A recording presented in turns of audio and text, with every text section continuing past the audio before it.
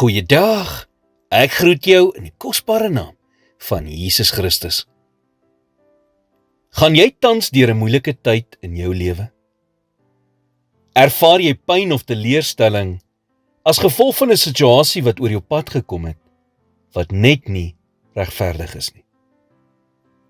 Dit verg baie geloof en nederigheid om rustig te wees en God te vertrou wanneer jy aangeval, verkeerd verstaan word, gerugte oor jou versprei word, of wanneer mense onwaar dinge van jou sê, aanlyn of in persoon. Wanneer dit gebeur, wil alles in jou opstaan en net iets daaromtrent doen. Dit is egter hier waar dit 'n goeie tyd is om eerder te sê, Here, ek gaan U vertrou om my verdediger te wees. Ek gaan U vertrou om hierdie geveg namens my te veg. Baie mense is gewoond daaraan om God te vertrou vir sekere dinge in hulle lewens. Vir 'n verhoging, vir beter gesondheid, of vir die volgende groot ding wat hulle graag wil hê in hulle lewens moet gebeur. God wil egter ook hê dat ons hom deur dinge moet vertrou en nie net vir dinge nie. Soos wanneer ons probleme ervaar of wanneer die lewe nie uitwerk soos wat ons gehoop het nie. Byvoorbeeld, miskien het jy harder as ooit van tevore gewerk by jou werk, maar steeds nie 'n bevordering of 'n salarisverhoging ontvang nie. Of nog erger, miskien ontvang 'n kollega wat nie naastenby so hard soos jy werk nie, die bevordering wat jy graag wou gehad het. Wanneer dinge soos dit gebeur, het jy 'n keuse.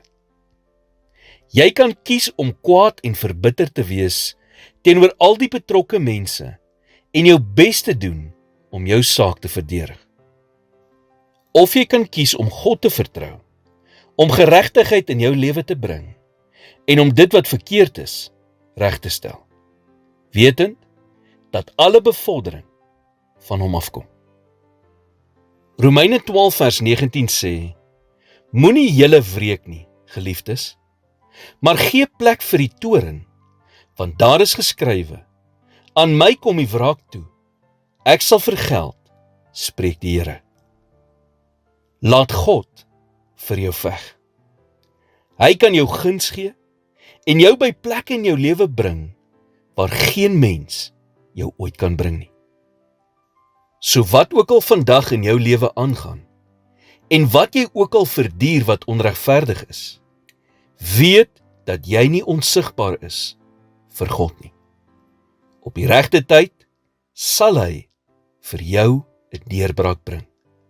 Nie 'n minuut later as wat dit moet nie.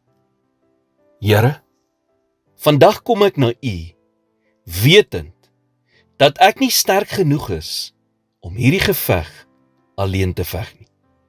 Maar U is. Daarom vra ek U vandag, tree asseblief in. In Jesus naam bid ek dit. Amen.